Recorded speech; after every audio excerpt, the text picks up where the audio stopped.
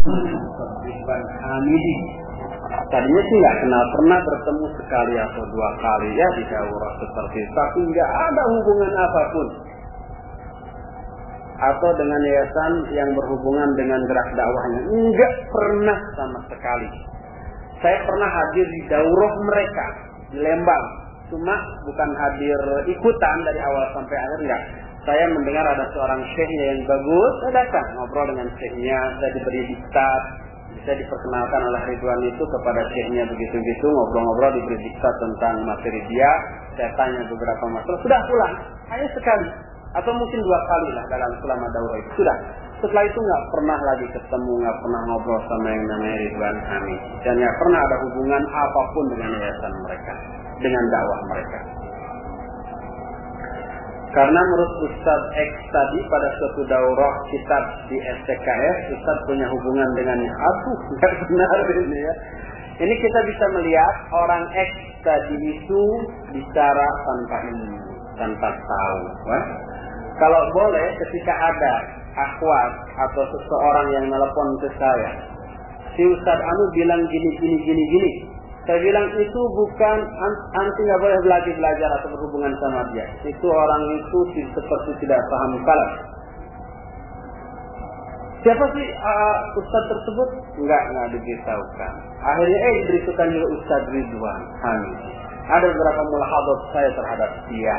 Jadi kalau ada orang yang bertanya, boleh nggak belajar ke orang itu, saya tidak menganjurkan untuk belajar ke sana. Tidak menganjurkan, bukan gitu, bukan melarang. Saya tidak menganjurkan belajar ke sana. Karena ada beberapa sikap dan omongannya yang menjadi mulahadhat, menjadi warning lah bagi kita semua. Jadi kalau ada orang mengatakan Abu Haidar berhubungan dengan dia, jauh. Mana hubungannya apa? Sebagai apa? Kalau ketemu ya pernah ketemu. Ngobrol ya basa-basi baso gitu.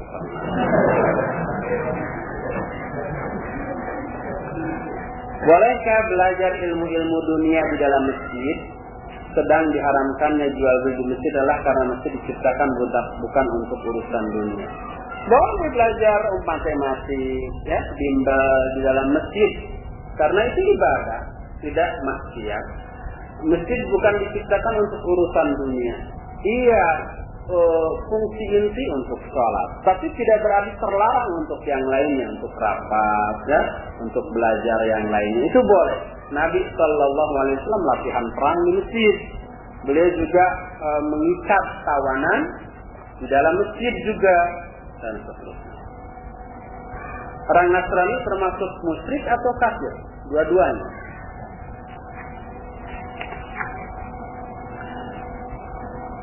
Bagaimana hukum minta doa kepada orang tua? Sama dengan yang tadi ya, istilah. Kalau Syekh Salim membolehkan, kalau Syekh Utsaimin tidak membolehkan.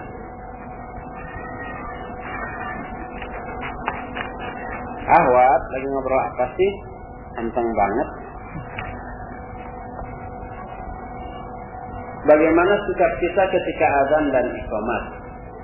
Terserah, jawab ya, jawab. Dengar dan jawab. Apakah sama yang digunakan untuk menutup telinga, telapak tangan atau jari telunjuk? Oh, kita yang azan. Azan disunahkan menghadap kiblat sambil berdiri dan di luar masjid. Kemudian menutup telinganya itu dengan telunjuk. Ketika hayya 'alas shalah menghadap ke kanan, hayya 'alal falah ke kiri. Ketika kita masuk masjid, azan sedang berkumandang, apakah kita duduk dulu atau berdiri terus sampai selesai azan baru kita sholat? Boleh kita jawab dulu azan sampai selesai lalu kita sholat sunnah. Kecuali pada waktu Jumatan, ketika kita masuk masjid sedang azan, langsung aja sholat sunnah tahiyatul masjid, karena mendengar khutbah lebih wajib daripada menjawab azan. Apakah disunahkan juga menjawab iqamat? Wallahu a'lam. Ini ikhtilaf. Kalau Syekh Al-Albani menyatakan iqamat sama dengan azan, persis. Oleh karena itu dalam hadis inna bainal adanaini du'aun mustajab atau du'aun la yurad. Bahwa antara dua azan ada masa untuk berdoa yang pasti diijabah. Dua azan itu adalah maksudnya Adzan dan qomat. Tapi qomat juga disebut adzan. Oleh karena itu sama kata Jalalain. Apakah muadzin juga membaca doa setelah adzan Allahumma rabba hadhihi da'wati tamah dan seterusnya? Kalau kata Syekh Masyhur Hasan Salman tidak. Ini khusus untuk orang yang mendengar adzan, bukan orang yang adzannya, bukan muadzinnya. Saya minta penjelasan praksisnya mengenai sikap pertengahan dalam bergaul dengan orang lain, terutama aktivis Islam yang hizbi dan seseorang yang muslim, namun tidak begitu memperhatikan masalah agama, bahkan dengan yang fasik. Sering ini dijawab dengan penjelasan yang umum dan sama, tapi ini praktis. Kalau pergaulan kita dengan mereka bisa memberi manfaat kepada kita dan mereka dalam bentuk umpama kita mendakwahi mereka yang fasik tadinya karena kita dakwahi menjadi baik, yang tadinya ahli bid'ah menjadi ahli sunnah, yang tadinya terlalu lobak kepada dunia menjadi zuhud kepada dunia, maka pergaulan kita dengan mereka bagus dan itu tergolong dakwah. Tapi kalau kita bergaul dengan mereka menyebabkan sebaliknya kita yang terseret, maka jangan. Itu aja intinya.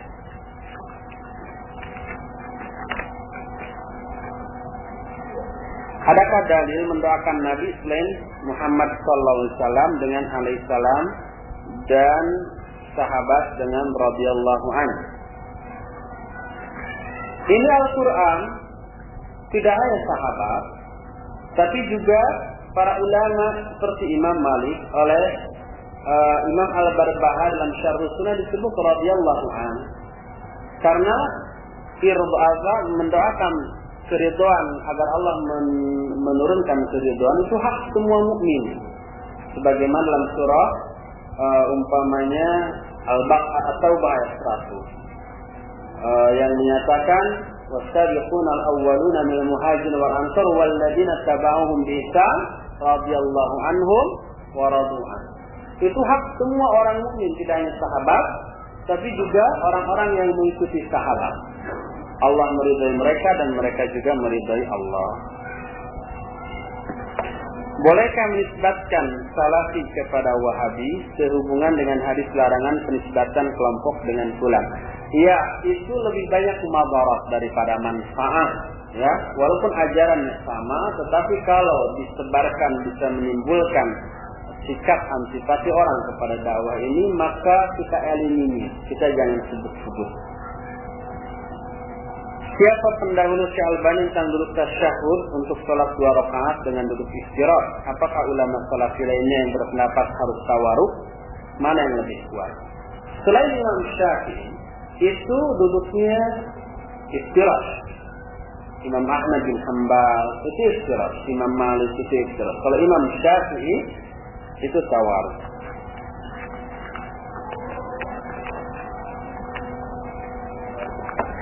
Bagaimana bersahabat dengan orang-orang harokah? Karena anak sekarang agak menjauh dari mereka karena keterlibatan mereka dalam harokah.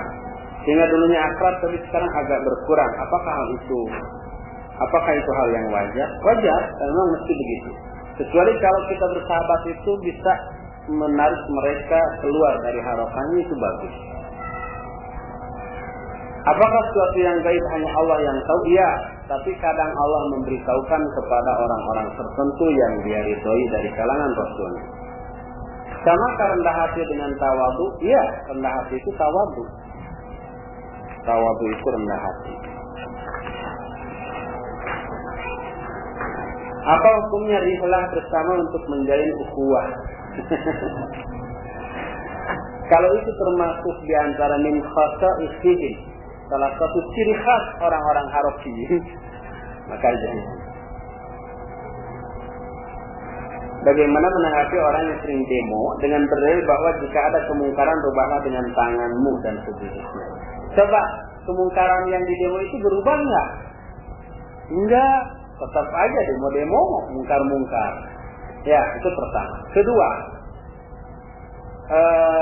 dengan berdemo muncul kemungkaran yang lainnya seperti bentrokan dengan aparat sampai ke rumah sakit, bahkan ada yang mati. Ya, apakah itu bukan kemungkaran? Kemungkaran yang lebih besar. Bolehkah kita mengkritik seseorang yang sudah ketahuan salahnya, misalnya korupsi dan seterusnya? Ya, kalau kesalahannya itu berupa maksiat, kita harus menasihatinya di belakang orang lain. Artinya berdua-dua, jangan di hadapan orang banyak. Ya. Nasihati. Tapi kalau kesalahannya berupa kesalahan akidah dan manhaj, kita nasihati juga. Kalau umpama tidak berubah malah menentang, terus dia menyebarkan kebid'ahan dan penyimpangannya, baru kita tahdir orang seperti itu.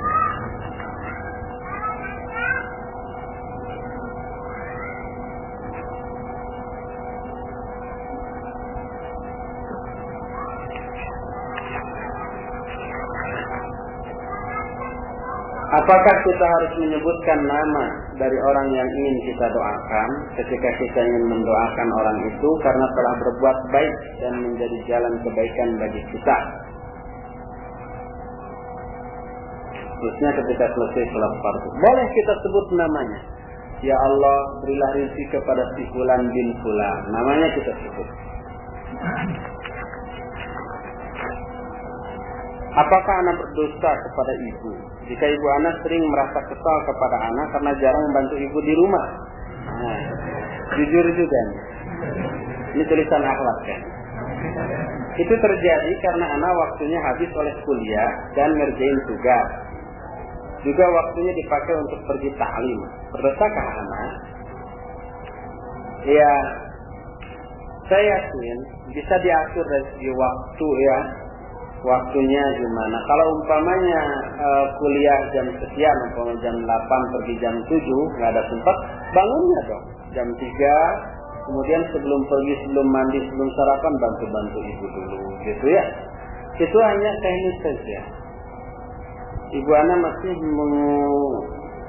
mengukur tanda bakti kepada orang tua dengan materi, sehingga jika anak belum memberikan apa-apa, dianggap belum berbakti kepada mereka. Apakah betul anak belum berbakti kepada mereka jika belum bisa memberi apa-apa? Lihat aspek lainnya, belum bisa memberi apa-apa, tapi juga tidak membantu menyenangkan orang tua, meringankan pekerjaan orang tua di rumah. Iya, kalau begitu kerjanya tidur, pulang kuliah tidur, sebelum kuliah juga tidur, atau sibuk dengan urusan sendiri, cuek, ibunya mau sibuk mau tidak, padahal dia bisa membantu. Berarti iya, dia belum bisa berbakti kepada orang tuanya. Tapi kalau semua terpenuhi, umpamanya dia membantu pekerjaan hanya satu, materi belum dapat, maka tentu saja tidak bisa divonis belum berbakti kepada orang tua. Bila kita makmum masbuk, lalu imam salam, kita pun berdiri dan melanjutkan rakaat yang sisa. Lalu ketika sedang berdiri ada jamaah yang baru datang dan menepuk pundak dengan maksud bahwa jamaah yang baru datang tadi sebagai makmum dan saya sebagai imam. Apakah itu disyariatkan? Tidak. Jadi setelah usai, salatlah sendiri-sendiri. Tidak ada estafeta jamaah. Jadi kalau kita ditepuk, cuek aja, teruskan aja salat sendiri. Jangan melarang mereka, jangan juga mengajak mereka. Terus saja.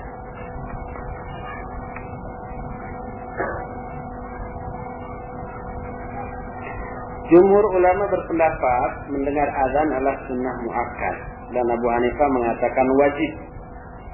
Akan tetapi ketika azan dikumandangkan atau berlangsung, anak sering lihat ustaz sendiri dan sebagian orang yang ikut kajian di sini malah ngobrol dan mempermainkan handphone.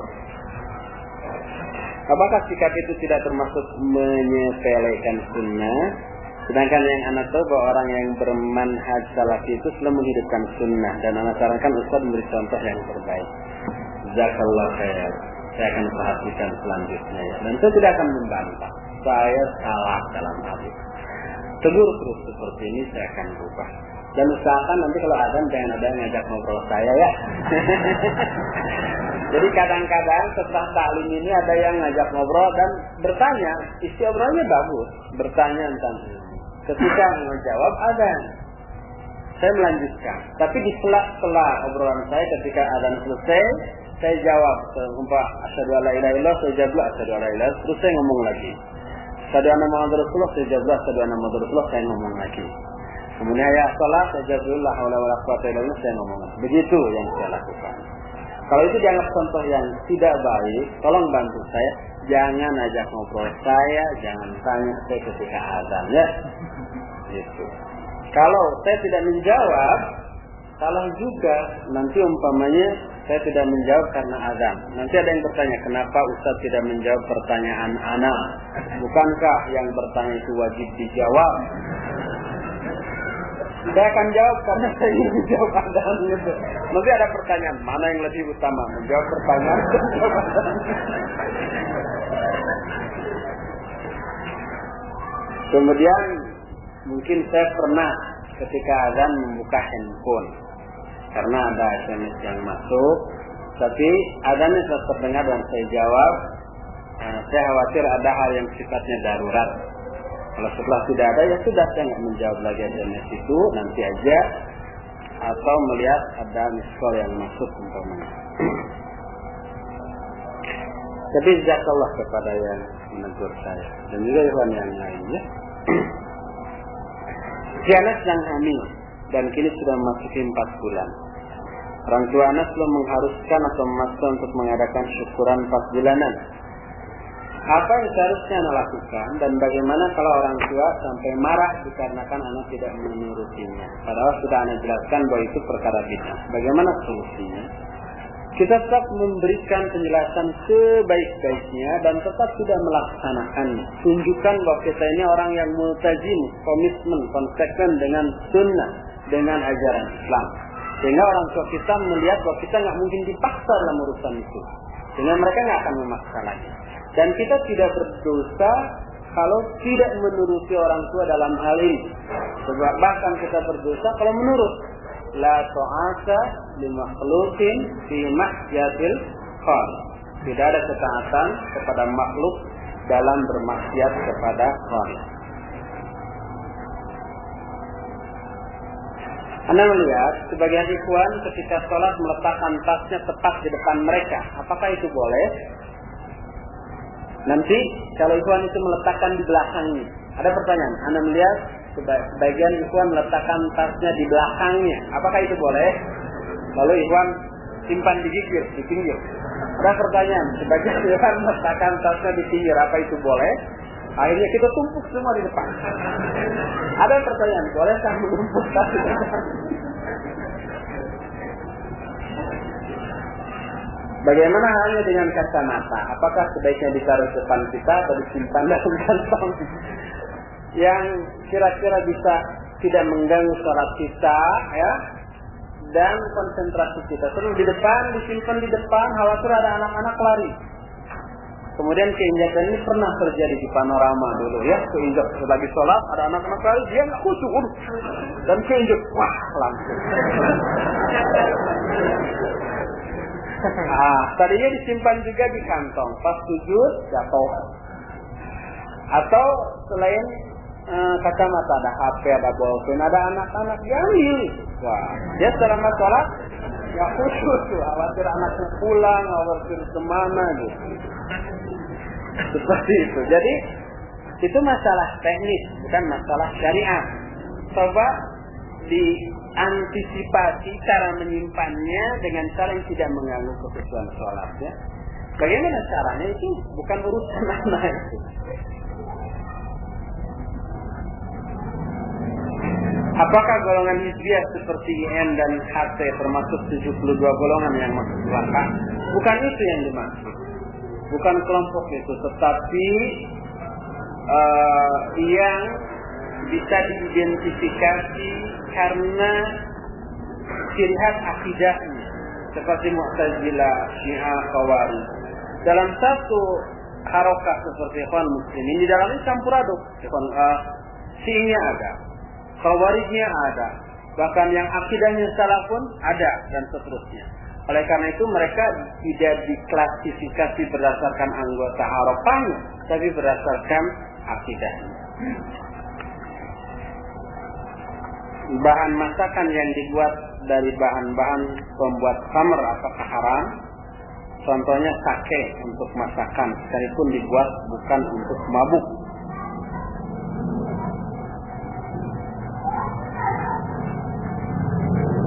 Wallahu a'lam. Ini ikhtilaf. Syekh Al-Utsaimin rahimahullah menyatakan kalau itu tidak dibuat untuk bermabuk-mabukan maka boleh katanya. Tapi kalau untuk berbuat mabuk-mabukan walaupun kadarnya kecil dan berakibat mabuk maka itu tidak boleh. Wallahu a'lam. Nanti antum tanyakan lagi ke orang lain. Apakah minuman beralkohol pasti haram? Bagaimana bila tidak untuk mabuk? Sama ya dengan yang tadi.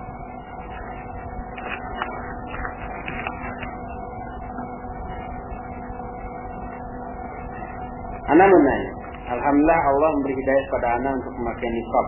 Tapi masalahnya orang tua nggak setuju, terutama ibu. Tapi anak sering menasihati orang tua dengan mengambil dari Al-Quran dan Sunnah. Pertanyaan, apakah anak termasuk anak durhaka? Sedangkan keridhaan Allah ada di telapak kaki ibu. Tidak termasuk orang durhaka, tapi bisa juga termasuk orang durhaka.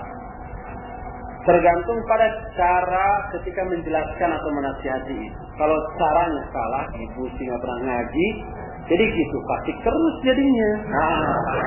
Berarti anti ini orang durhaka, bukan durhaka karena pakai niqabnya, tapi cara menasihatinya yang salah. Makanya bu, jangan kuper, ayo sekali-kali ngaji sama saya, nanti ibu juga dapat hidayah loh. Bahkan ibu juga pakai niqab nanti. Itu caranya yang salah. Dan durhakanya itu karena itu, bukan karena niqabnya. Tapi kalau caranya baik, cara menasihatinya benar, terus ibu sakit hati, tidak dosa kita. Gitu. Lalu ada ungkapan keridhaan Allah berada di telapak kaki ibu, itu tidak benar. Ada juga ridullah fi ridha walidain. Bahwa ridha Allah tergantung pada ridha ibu bapak. Adapun yang berada di telapak kaki ibu itu adalah sebuah asar yang menyatakan al-jannatu tahta aqdamil ummahat. Saya nggak tahu asalnya hadis itu. Wallahu a'lam. Dulu rasanya pernah kebahas tapi lupa.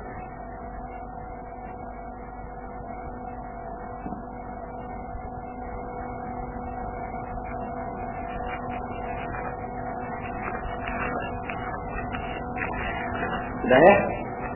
Sudah lewat waktunya. Pertanyaan masih numpuk, ini nggak terbahas, nanti tanyakan lagi. Jadi pertanyaan ini nggak akan dibahas pada minggu yang akan datang, so pasti akan banyak lagi. Yang belum terjawab tanyakan lagi. Sudah dulu sampai di sini. Subhanakallahumma bihamdik, asyhadu an la ilaha illa anta, astaghfiruka wa atubu ilaik. Walhamdulillah. Kafir yang tinggal di negeri kaum muslimin